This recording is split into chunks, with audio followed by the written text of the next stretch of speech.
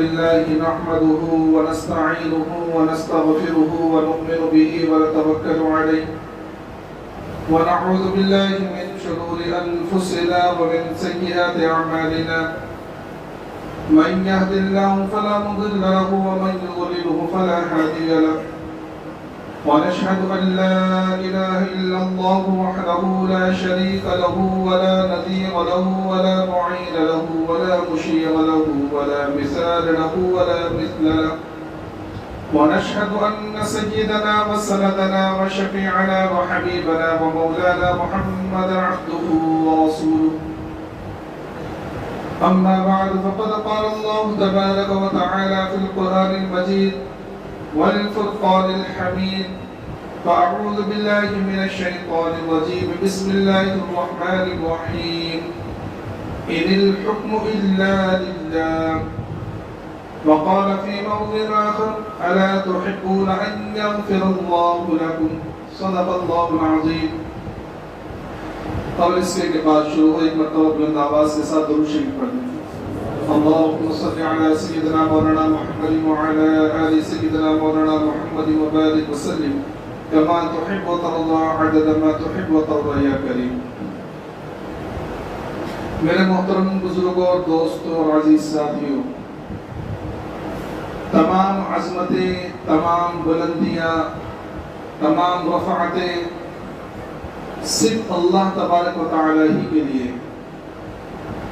یہ انسان جو ہے بڑا ہی عاجز، ناتواں، کمزور ہے. ساری کبریائی صرف اللہ ہی کے لیے ہے. اس لیے حدیث قدسی ہے الکبر ردائی، کہ کبریائی، بڑائی، عظمت، رفعت یہ میری چادر ہے. اللہ تبارک تعالی کا ارشاد ہے. اب بندے کو یہ چاہیے کہ جہاں اللہ کا حکم آ جائے وہاں اللہ کے حکم کو حکم خدا سمجھ کر، اللہ کا حکم سمجھ کر اس کو مان لے. اللہ تبارک و تعالیٰ کے سامنے چور چورا کی اجازت نہیں ہے. وہاں یہ اجازت نہیں ہے کہ بھئی ایسا کیوں ہے، شریعت نے ایسا کیوں کیا، شریعت نے ایسا کیوں کہا. کیونکہ ہم اللہ کے بندے محض ہیں.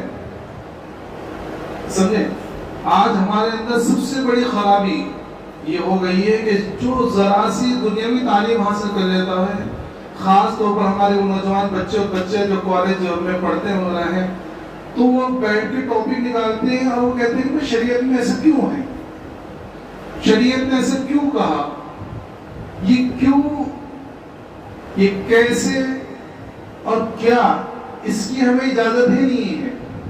ہم تو اللہ کے بندے محض ہیں. ہمارے لیے تو بس یہ ہے ان الحکم الا للہ، کہ اللہ کا حکم ہے، اللہ کے رسول کا حکم ہے، ہمیں کرنا ہے.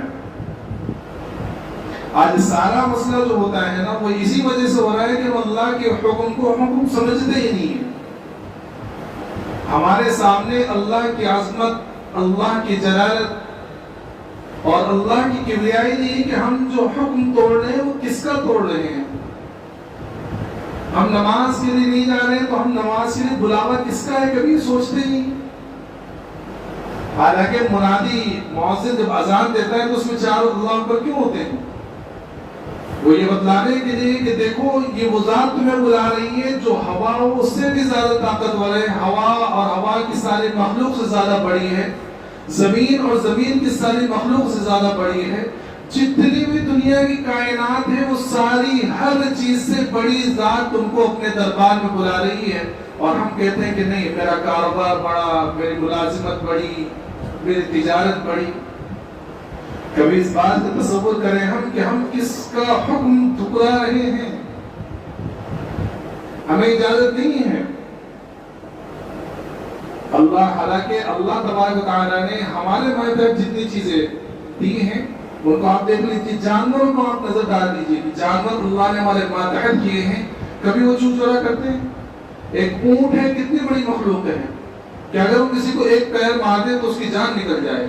لیکن وہی اونٹ کی ناک میں نکیل ڈال کے چھوٹے سے بچے کا ہاتھ میں اگر دے دو نا تو وہ اونٹ جو ہے کبھی منع نہیں کرے گا کہ میں اتنا بڑا، یہ اتنا سا چھوٹا.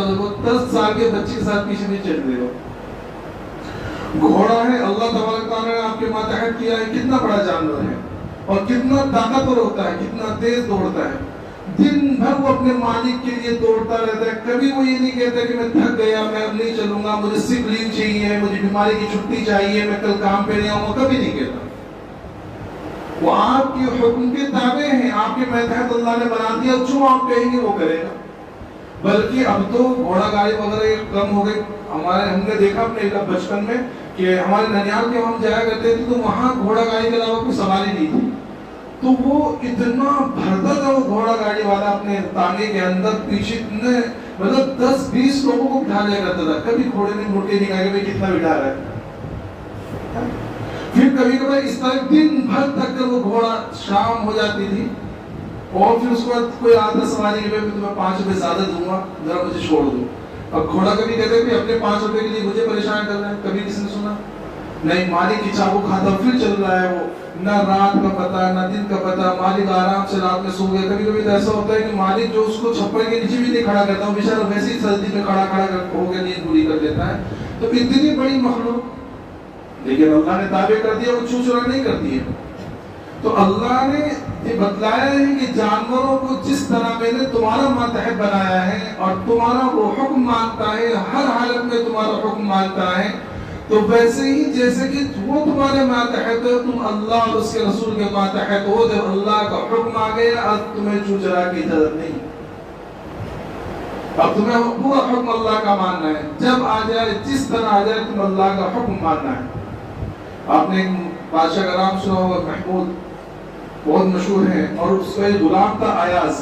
ایاز جو ہے دیہات کا رہنے والا تھا، خدمت کے لیے آیا. تو محمود کو، جو بادشاہ محمود کو بڑا پسند آ گیا، بڑا خدمت گزار تھا، تو اس نے اس کو اپنا مقرر بنا لیا.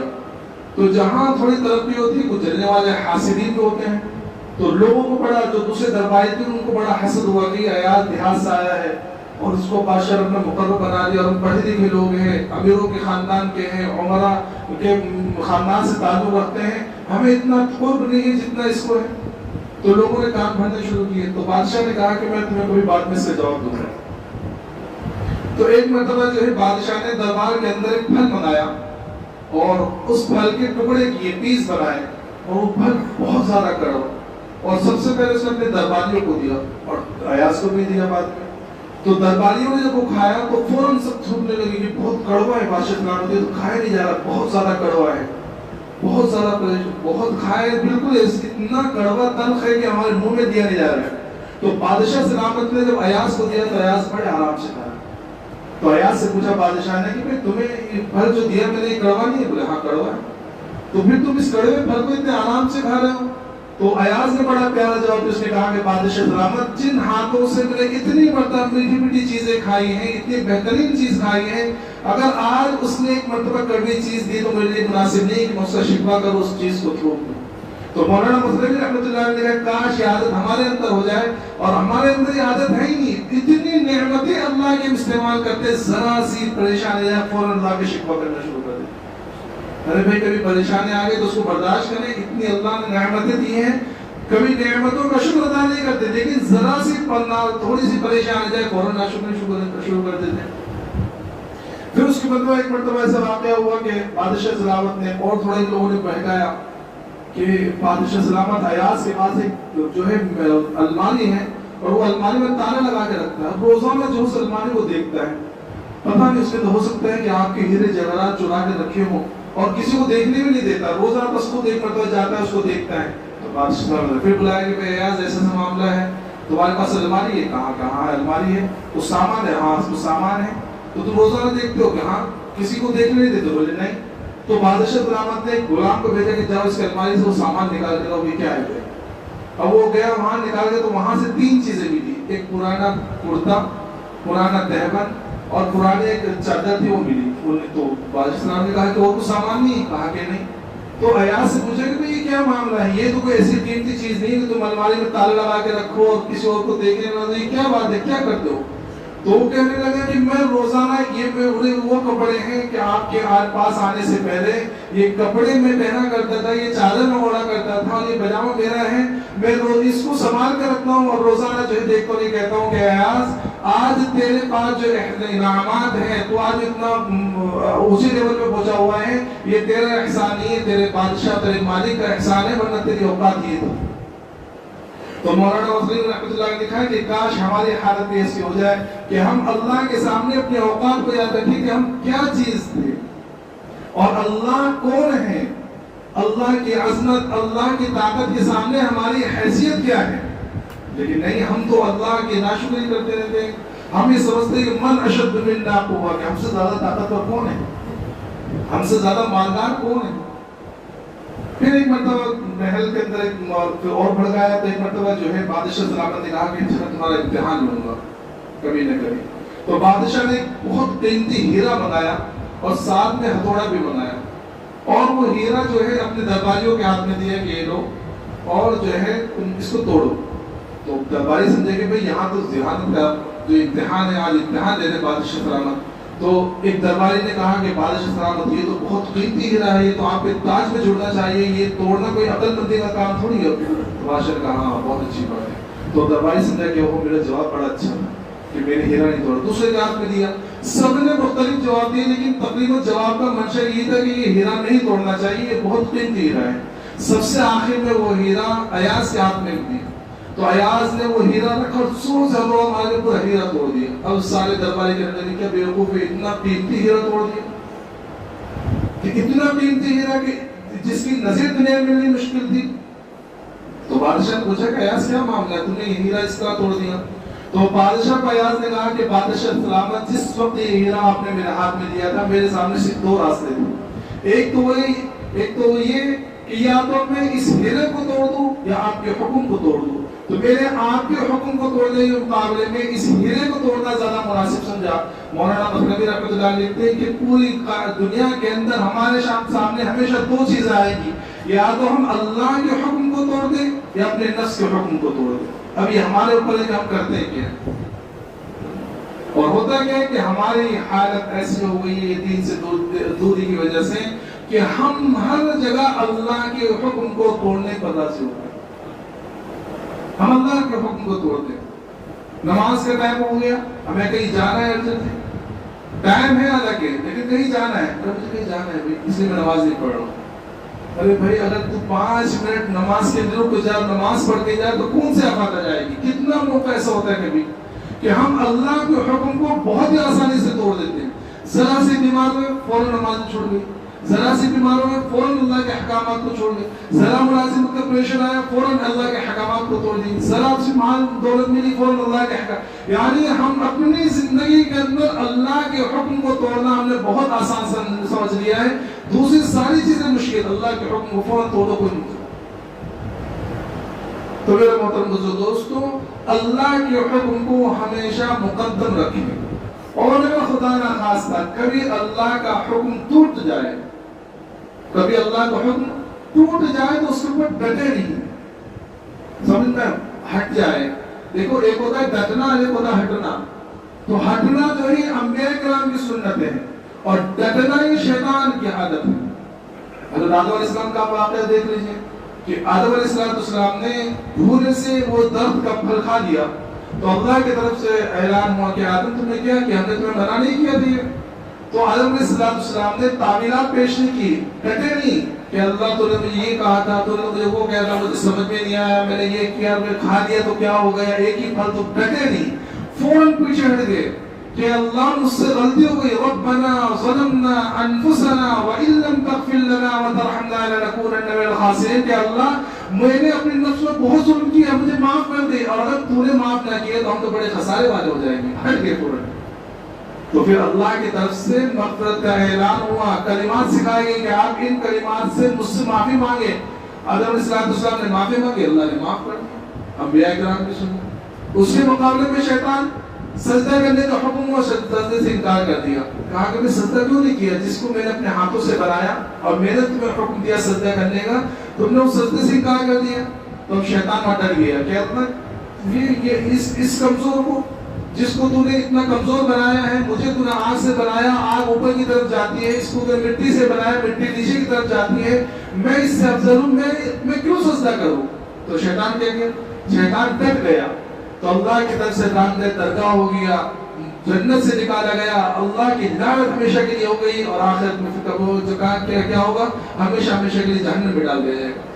وہ بھی ڈالا جائے گا، اور دنیا کے اندر جو بھی اس کی اتباع کرے گا، جو اس کے پیچھے چلے گا، پیچھے چلنے کا مطلب کہ جو عادت اس نے کی، جو حرکت اس نے کی کہ اللہ کے سامنے ڈٹ گیا، تو جو وہ حرکت دنیا کے اندر انسان کرے گا، وہ سارے سال اس کے پیچھے جائیں گے کہ اللہ کے سامنے جو ڈٹے گا کہ نہیں اللہ میں تو یہ، تو اللہ اس کی پھر کہ بھئی جو جاؤ جس کے عادت اپنا لے اسی کے ساتھ جہنم میں چلے جاؤ. لَأَمْلَأَنَّ جَهَنَّمَ مِمَّنْ تَبِعَكَ مِنْهُمْ أَجْمَعِينَ کہ جو تجھے بھی اور تیرے ساتھ جتنے بھی تیری اتباع کریں گے سب کو جہنم میں ڈال دوں. اللہ کی طرف سے صاف اعلان ہے. تو اگر کبھی ہم سے گناہ ہو جائے، غلطی ہو جائے، تو دیکھو بڑا پیارا لفظ ہے کہ معاف کر دیجیے اللہ کے سامنے. اللہ کے حکم کو توڑا تو فوراً اللہ سے معافی مانگ لے کہ اللہ ہم کمزور ہیں، ناتواں ہیں، اور ہم شیطان ہمارے پیچھے پڑا ہوا ہے، ہم برداشت نہیں کر پائے، ہم سے غلطی ہو گئی تو ہمیں معاف کر دے، اللہ سے معافی مانگ لے. اور اگر بندے کے حقوق توڑے تو بندوں سے معافی مانگ لے. یہ جو معافی مانگنا ہے نا بہت اونچا عمل ہے. ہم لوگ بالکل معافی مانگتے ہی نہیں، ہم بالکل ڈٹے رہتے ہیں کہ بھائی میاں بیوی میں لڑائی ہو رہی ہے، سمجھے میاں بیوی میں لڑائی جانتی ہے بیوی کہ بھائی میں غلطی کروں لیکن ڈٹی بھی ہے. بھائی میں جھگڑا ہو رہا ہے، جانتے ہیں کہ بھائی ہم لوگ غلط ہے لیکن ڈٹے ہوئے ایک دوسرے کے ساتھ، یہ اس کے ساتھ ڈٹے نہیں بھائی میں صحیح ہوں میں ہی صحیح ہوں. تو یہ حرکتیں نہ کریں. یہ جو آج کا دن ہے یہ مغفرت والا دن ہے. کیا ہے آج؟ مغفرت والا دن. تو دوسری آیت میں جو پڑھی ہے یہ واقعے کے متعلق ہے. حضرت عائشہ رضی اللہ عنہ کا ایک واقعہ ایک بہت بڑا واقعہ ہے.